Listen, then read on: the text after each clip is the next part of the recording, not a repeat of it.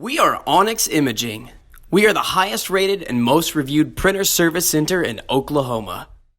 Hey there YouTubers, it's your girl Brett over here at Onyx. Today I'm going to show you how to clear paper jam, and I'm working with a brother MFC-7440n. A lot of times if I get a paper jam, the first thing I want to check is the tray. So check your tray. If you see any paper right here, go ahead and just pull it up and out.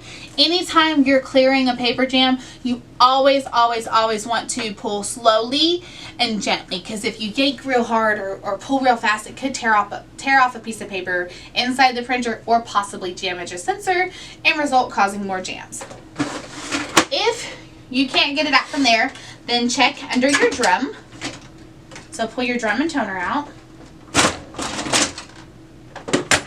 Then if it is here, you would see it right here. Yet again, pull it up and out gently and slowly.